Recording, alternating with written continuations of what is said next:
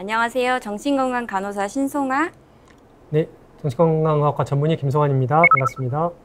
네, 오늘은 조울증을 주제로 이야기를 해보려고 합니다. 많은 분들이 궁금해했던 질문인데요. 우울증과 조울증의 차이는 무엇일까요? 우울증은 대부분 다 잘 아시겠죠? 기분이 이제 우울하다. 근데 다른 말로 하면 흥미나 재미가 떨어지거나 무기력하고 귀찮다. 이게 이제 우울증의 가장 큰 현상이죠. 근데 이제 조울증은 조 플러스 우울증이니까 우울증이 있고 조증이 함께 있다는 거고, 조증이라는 것은 기분이 지나치게 좋다, 들뜬다라는 뜻이죠. 기분에 굴곡이 있는, 업다운이 있는. 그래서 보통은 우울증은 이렇게 기분이 쭉 다운돼서 가는데, 조울증은 이렇게 다운되는 시기도 있는데 반대로 기분이 이렇게 지나치게 업되는 시기가 교대로 나타나는 이런 경우가 조울증이다라고 말씀드릴 수 있습니다. 네, 이렇게 두 가지를 비교해서 들으니까 훨씬 이해가 더 잘 되네요. 네. 그럼 그 다음 질문, 기분 변화에 따른 대처 방법이 있을까요?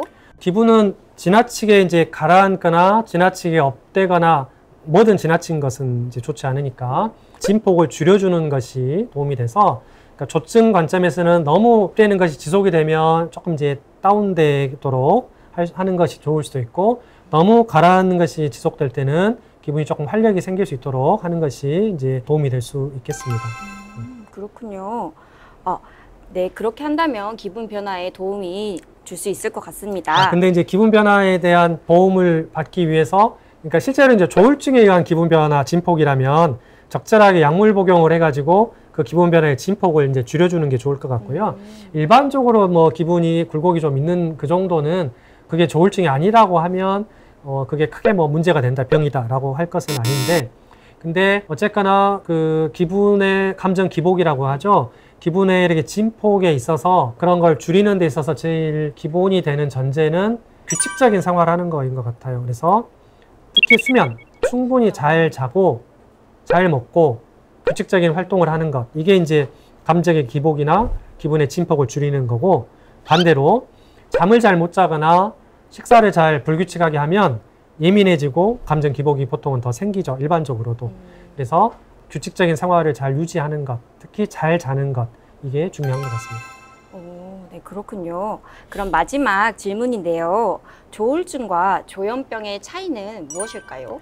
조울증은 앞서 말씀드린 대로 이제 기분의 진폭인데, 조울증에서도 증상이 심할 때는 망상이라든가, 그러니까 지나친 의심이라든가 오해, 그리고 환각이라고 하죠. 사람이 없는데 목소리가 들리는 환청, 이런 게 조울증에서도 나타날 수가 있습니다. 근데 이제 기본은 기분에 굴곡이 있으면서 그런 현상이 나타날 때는 이제 조울증이라고 할 수 있는데, 조현병은 망상과 환청이 보다 주가 되는 그런 증상이 있을 때를 조현병이라고 할 수 있는데, 치료 약물은 두 가지가 좀 어떤 비슷하기도 하고 좀 구분이 되기도 합니다. 근데 가장 중요한 것은 두 가지 질병 다 약물 치료가 매우 효과적이고, 고기의 약물 치료할수록 경과가 좋기 때문에 적절하게 약물을 잘 복용하는 것이 치료에 있어서 가장 중요하다는 측면에서는 두 가지 질병이 공통점이 있다라고 할 수 있겠습니다. 네, 모든 것에는 늘 조기에 발견한다는 게 키포인트인 것 같네요. 네, 답변 감사드립니다. 이렇게 궁금한 점을 모아서 들으니까 이해가 정말 잘 되네요. 화면 너머서도 영상을 보시는 분들께서 고개를 구독구독 하는 소리가 들리네요. 그렇습니다. 네. 다음 영상도 더욱 유익한 영상으로 돌아오도록 하겠습니다. 감사합니다. 감사합니다. 적절하게 약물을 잘 복용하는 것이 치료에 있어서 가장 중요하다는 측면에서는 두 가지 질병이 공통점이 있다라고 할 수 있겠습니다.